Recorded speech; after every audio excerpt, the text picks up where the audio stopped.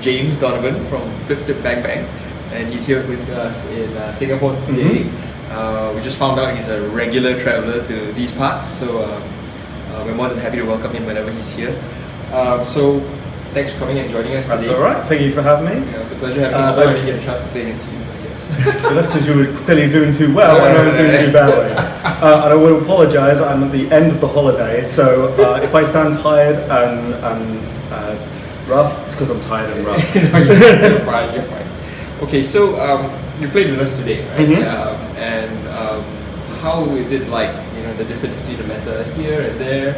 And you've been, I'm assuming, travelling around the world, so is there a stark difference in all the metas that the people that you've Surprisingly enough, I have travelled around the world a bit, but I haven't actually played in that many different playgroups.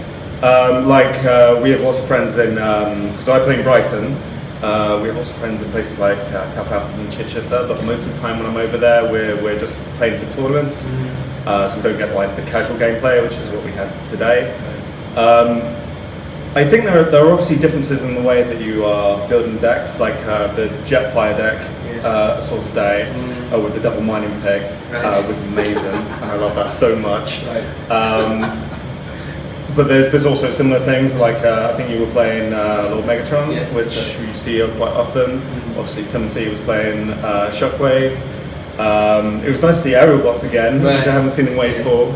I think there are probably more similarities between the group here and the group of Brighton. Like I can kind of see like similar dynamics. I think you guys have a lot more crazy ideas than we have in Brighton. Just like not necessarily the decks you were playing here, but the decks you were talking about, like 6-wide black deck and things like that. It's like, oh, that's a really crazy idea. Why did I not think of that? Well, to be honest, we didn't even think of that.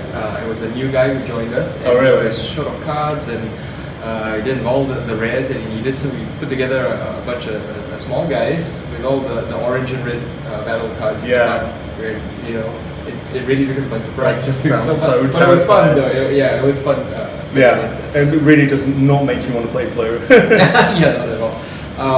So I was just curious, as a follow-up question, in the UK though, when you play from tournament to tournament, everyone takes the tournament seriously? I think so. On a like a local tournament level,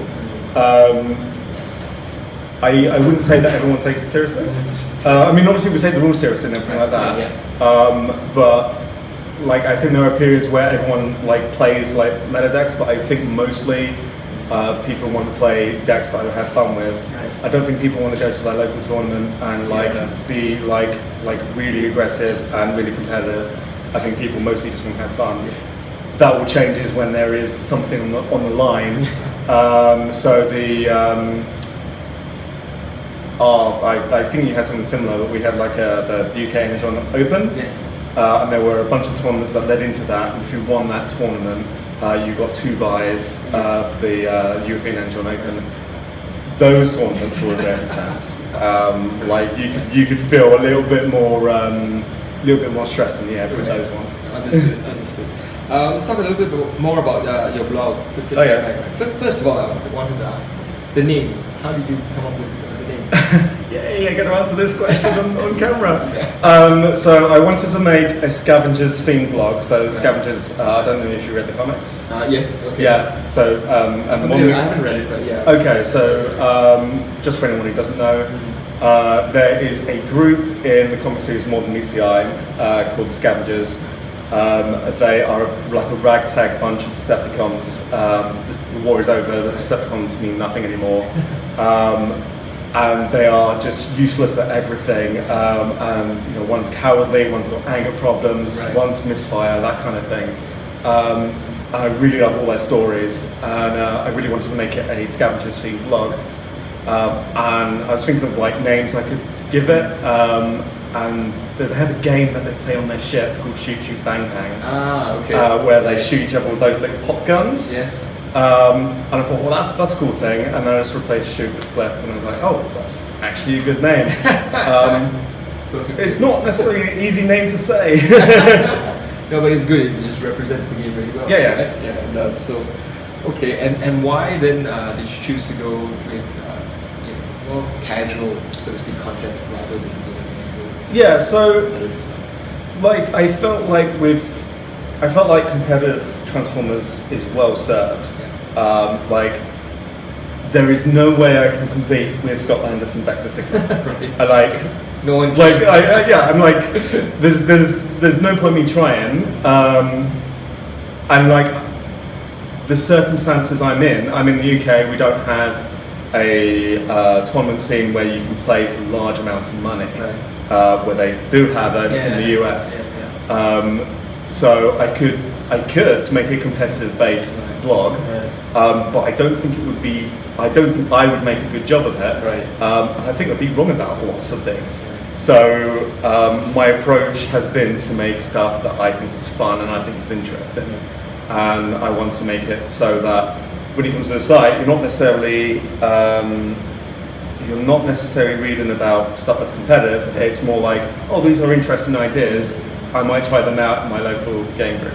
Does anyone that you know ever ask you, like, could you make it a little bit more competitive, or we'd like to see a little bit more of that sort of content, especially since you've played the game? Hi, Nick. I've had a couple of people say, like, could you write an article like this? My friend Nick once suggested, like, oh, maybe you should write an article like trying to predict the meta that would happen at the UK Engine Open, and I just looked at it and thought, I can't do that. That's not in my ability. People have asked me to be more competitive, and I do get the odd comment where they comment on something and say, oh, this looks fine, but it's not going to beat Blaster versus not going to beat Blaster, it's not going to beat Bugs, and I just think to myself, well, yeah, I know that. Understood. I guess maybe a good idea, instead of trying to predict the actual method, predict the jank method for one of these tournaments. You never know, right? After seeing that Jetfire deck, I'm just like, oh man, why didn't I come up with that? It's never gotten to that point though, when people mention like crazy ideas. Yeah. And like, I'm now at the point where like, I don't come up with ideas that crazy. There's always someone crazier. So. I know, right? How do you feel about the non-competitive cards, so the so-called non-competitive cards in the game? Because I think Transformers, a lot of games in the infancy have the power cards, closer to the fun cards, so to speak. We are about 4 waves in, so the game is more or less pretty mature, but yet, ideas like this, right? The double mining big Jetfire, that can really, it could take you by surprise, whatever deck you're playing. And I'm sure it's one of you guys who suggested going with three mining picks on Predator King. I don't know if it's one of you guys or one of the Malaysian guys or someone else. But yeah, that's a crazy idea. But yeah, crazy cards, or casual cards versus competitive cards. How do you feel the gap's widening, close? Do you like where it is right now? It's a difficult one, isn't it? Because I don't think it's about any individual card, it's how you put the cards together.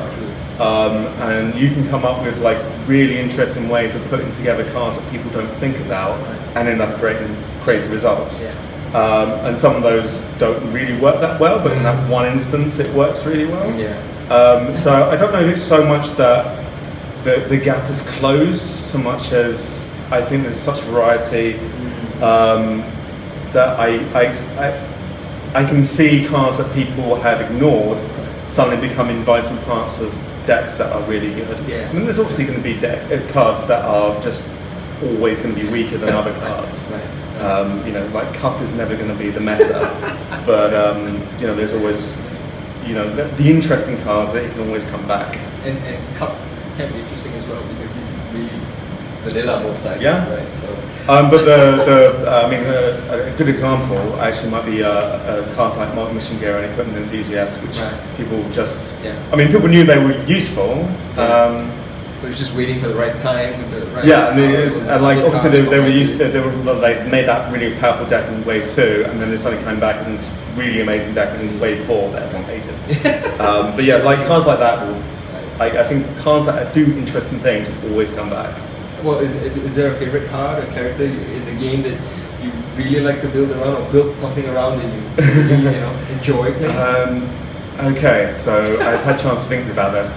I think the card that maybe changed the way I think about the game, and I think it's probably a character card and a battle card. The character card would be Bombshell Psyops, Right. And the battle card would be Equipment Enthusiast. I think that was making a Bombshell deck was the point where I stopped like trying to just build whatever was popular at the time, so doing stuff like Sentinels and Superior and things like that. I made decks that I thought would be fun and interesting, and I made the Bombshell deck that could kill Superior. So I think Bombshell was the mechanically the card I think I have the most attachment to, even though I don't play them that much anymore. Especially since they nerfed, they banned Mock Machine Gear. Right. So here when we get someone who joins our chat group, we ask them, are you an Autobot or Decepticon? Are you an Autobot or are you a Decepticon? I think I'm a Decepticon. Plus Bombshell. Yeah, and the fact that I run a Decepticon themed blog, I don't think anybody notices the fact that I'm a Decepticon themed blog, but all those Autobots out there now are regretting it. Yeah. So there's going to be some time before the next wave is released. Mm-hmm. What do you hope to see in Wave 5? So what I really want to see is I really want to see Headmasters. And the preview picture did look an awful lot like Titan's Return Megatron. So I think there's a good chance. I don't think it's time. More Megatrons. Yeah. Well, there's always going to be more Megatrons than that. But yeah, Headmasters is definitely what I want to see. And I think Headmasters will introduce an interesting mechanic. We don't know how. Like, I think we can think. I think they could do lots of different things that we're not necessarily expecting. Like, I think initially we'd probably say, oh well, the heads are just going to be utilities, but they could work in a completely different way and completely change the game. Especially since, like, if they were to base it on Titan's Return, where everyone was a headmaster, there could be all sorts of things they could do with that. And I think I'd like to see Pretenders. For much the same reason. I think you can do interesting things with that. I really want to see the jump starters. And I'd really like them to get out of Generation 1. It would be nice if they made a Beast Wars set. I'm not a Beast Wars fan, but I know many people who are. Well, there is a Beast card in the yeah, but I mean, Beast Wars, right? Apeface. There we go. Yeah. So, who's one of my favourite characters. Like, I don't like that card. No, I mean like the characters from the Beast Wars cartoon show. I understand. Yeah. Same here. You know, I'm not a Beast Wars fan. Yeah. But, you know, I'd like to see something for everyone. I think eventually. Finally, you want to plug the next two? Oh yeah. So we have 2 tournaments coming up in the UK. One on Saturday, February the 22nd. And one on March the 21st. The one on February 22nd is in Northampton. It's been run by Mondo Spanner. If you're on the UK Facebook group, you already know about him. He is well known as the guy who came number 9 in the European Engine Open with General Megatron, which impressed Drew Roscoe. So that tournament is aimed to be a 32-player tournament. It is going to be 5 rounds, I think. The winner gets a booster box, and there's plenty of boosters going around. I believe it's every participant gets 2 boosters, so it sounds like a good time. And if that's in Northampton, so hopefully those of you who are in the Midlands area can get there quite easily. I know it's a bit expensive if you're coming from the south coast or from Singapore. I don't know. It's not. I paid for a trip to Singapore. The second one is at Gaming vs Cancer, which is a 2-day convention in Southampton. The convention runs March 21st to 22nd. I was asked to run a tournament for them on the 21st. That will be another 32-player tournament, 5 rounds with the top 4.